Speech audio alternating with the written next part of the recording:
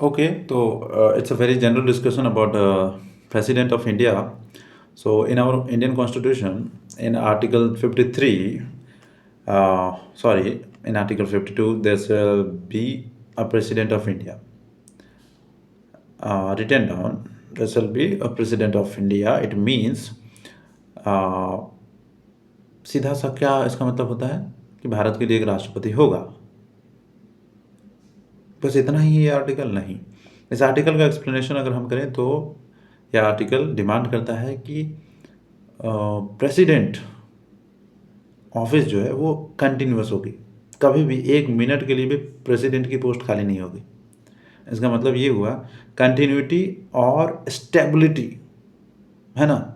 Permanency in this post is very very important because the representation of sovereign state, that someone who is ruling or the elected head of our country, that is president, who is always there, right? So this 52 says that there shall be a president of India. It means the post of president should be continued all the time. And then 53(1), executive power of union vested in President of India and exercised by his lowest officers. I, I can say the lowest officer, but yeah, जितने भी subordinate officers हैं उनके माध्यम से सारे executive काम president से के द्वारा होगा। मतलब कि प्रेसिडेंट और रियल हेड नहीं है, हम सभी जानते हैं, लेकिन इनके हस्ताक्षर और इनके अनुमति और सहमति के बिना नहीं हो सकता काम। अब बोलेंगे कि ये अपनी मर्जी से क्या सहमति देने से रोक सकते हैं कि हम नहीं देंगे सहमति, नहीं करेंगे काम, ऐसा नहीं। प्रेसिडेंट को संविधान के अनुसार चलना होगा, इसलिए संविधान के अनुसार चलना होगा। तो संविधान की जो काउंसिल ऑफ मिनिस्टर के आर्टिकल्स हैं उनके अनुसार प्रेसिडेंट को काउंसिल ऑफ मिनिस्टर की हर बात माननी होगी, बाध्य है वो मानने के लिए। तो इसलिए एग्जीक्यूटिव पावर जितने भी यूनियन के प्रेसिडेंट में हैं, वो यूनियन मतलब सेंटर का जो है, तो वो सारे काम प्रेसिडेंट करेंगे करेंगे करेंगे करेंगे करेंगे। And then article 53 sub clause 2 कहता है supreme command of defence forces. ये क्या होगा, मतलब प्रेसिडेंट जो है वो जितने भी डिफेंस फोर्सेस हैं, आर्मी, नेवी, एयरफोर्स, है ना, तो इनकी सुप्रीम कमांड के तौर पर कौन काम करेंगे? प्रेसिडेंट। प्रेसिडेंट का ही डिसीजन सब कुछ में फाइनल होगा। वॉर डिक्लेयर करना या फिर उसे कंक्लूड करना, पीस ऑर्डर बहाल करना, ये सब काम प्रेसिडेंट के नाम से होगा। And then article 53(3) sub clause 3। Okay, तो आर्टिकल 53 ये था। आर्टिकल 54 है election of president. Election of president में हम देखते हैं कि प्रेसिडेंट का इलेक्शन कैसे होता है ना। इलेक्शन ऑफ प्रेसिडेंट में कौन कौन लोग भाग लेते हैं, कौन कौन लोग भाग लेते हैं। फिर 55 में मैनर ऑफ इलेक्शन, यानी कि उसके इलेक्शन एक्चुअली 55 में कैसे होता है, किस विधि का उपयोग किया जाता है, जैसे कि proportional representation, secret ballot paper के माध्यम से, और तो और हम इनडायरेक्ट इलेक्शन का प्रयोग करते हैं ना। तो ये सारी चीज़ें हैं। और दूसरी तीसरी बात कि इनडायरेक्ट है तो हमें रिप्रेजेंटेशन जो है बहुत ही इक्वलाइज करने की ज़रूरत है। इक्वलाइज करने की ज़रूरत मतलब कि हर वोट का मूल्य जो है लगभग लगभग एक समान होना चाहिए, इसका ध्यान रखना होगा। जैसे कि एमपी और एमएलए वोट देते हैं, तो हर एक एमपी का वोट एक समान होना चाहिए और एक एमएलए का वोट एक समान होना चाहिए।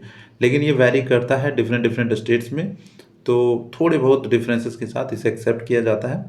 और एमपीज़ का जो वोट है वो सेम ही होता है, सारे एमपीज़ का वोट का वैल्यू एक है। एमएलएज़ के वोट का वैल्यू में डिफरेंसेस हैं क्योंकि स्टेट के पॉपुलेशंस भी बहुत अलग अलग हैं ना। रिप्रेजेंटेशंस उनके डिलिमिटेशन कमीशन के अनुसार तो 10 लाख पे एक सीट अभी भी है, लेकिन सवाल ये है कि जनसंख्या बढ़ चुकी है। 1971 की सेंसस के बाद अभी डिलिमिटेशन कमीशन ने दूसरा कोई भी सेंसस नहीं लिया है रिप्रेजेंटेशन डिसाइड करने के लिए कि कितने जनसंख्या पर एक प्रतिनिधि होगा। तो इसलिए This is 54 and 5 election of president and manner of election, right? 56 है कि president of office, sorry period of office कितने साल तक रहेंगे? 5 सालों के लिए उनका पीरियड रहेगा। और 56 के सब क्लॉज ए में रिजिग्नेशन की बात होती है, फिर इम्पीचमेंट की कि किस तरह से इम्पीचमेंट होगा। एंड थर्ड 56 सी कहता है कि अगर इन्वेस्टिगेटिंग ऑफ हाउस ने उन पे लगे चार्ज को अगर सही पाया तो वो ओके इम्पीचमेंट के बाद सी है कि he can remain in office even after expiration until his successor enters, है ना। 57 है री इलेक्शन एलिजिबिलिटी कि एक व्यक्ति जो प्रेसिडेंट के तौर पर इलेक्ट हुआ है वो कितनी भी बार री इलेक्ट हो सकता है। ऐसा नहीं कि अमेरिका की तरह कि एक व्यक्ति 2 बार प्रेसिडेंट बन गया तो तीसरी बार नहीं बन सकता। यहाँ पे हमेशा बन सकता है जब तक वो जिंदा है, बशर्ते कि जो काम करने की उम्र होती है ना उसके ऊपर नहीं। जैसे कि 65 या 62 जो एज डिसाइडेड है, प्रिस्क्राइब्ड है, उसके बाद नहीं, डेफिनेटली नॉट। रिटायरमेंट प्लानिंग होती है ना। एंड देन 58 है क्वालिफिकेशन ऑफ प्रेसिडेंट की क्या क्या योग्यताएं होनी चाहिए।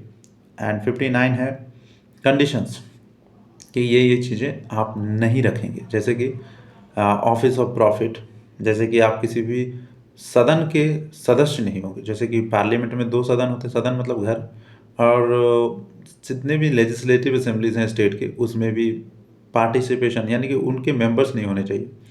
और प्रेसिडेंट को एक हाउस मिलेगा जिसमें रहना ही होगा और उसी से सारे ऑफिशियल कार्य संचालित करने होंगे। प्रेसिडेंट को एक पार्लियामेंट द्वारा डिसाइडेड इमोल्यूमेंट्स मिलेंगे, इमोल्यूमेंट्स जो भी सैलरीज होते हैं, अलाउंसेस होते हैं ना। और एक कंडीशन और है कि प्रेसिडेंट का जो सैलरी है वो कभी भी डिसएडवांटेजियस वे में घटाया नहीं जाएगा, कभी भी कम नहीं किया जा सकता उसके कार्यकाल के दौरान। इसका मतलब ये है कि बढ़ाया जा सकता है, जितना भी बढ़ाना बढ़ाओ, लेकिन कम 1 रुपया नहीं कर सकते। किसी भी निर्योग्यता को स्थापित नहीं कर सकते, प्रतिस्थापित नहीं कर सकते। एंड देन आपका है 60 oath and affirmation. President office मतलब एक व्यक्ति प्रेसिडेंट के तौर पर ऑफिस में एंटर होने के लिए उसे पहले एक ओथ यानी अफर्मेशन देना होगा। जैसे कि मैं भारत का, है ना, कैसे कहते हैं, मैं रामनाथ कोविंद अपनी संपूर्ण सुरक्षा, ये वो जो भी उसका प्रेसिडेंट का ओथ है, कॉन्स्टिट्यूशन में दिया हुआ है बाकायदा, ये तो आप पढ़ेंगे पता चल जाएगा। And then 61 removal of president after investigating and passing a resolution in impeachment. Okay, so basically impeachment जब कॉन्स्टिट्यूशन प्रेसिडेंट का रिमूवल जो होता है ना, रिमूवल प्रोसेस क्या होता है इम्पीचमेंट के माध्यम से। इम्पीचमेंट कुछ नहीं है, रिमूवल ही है। महाभियोग कहते हैं इसको हिंदी में। तो महाभियोग बेसिकली एक प्रक्रिया है जिसमें दोनों सदन भाग लेते हैं।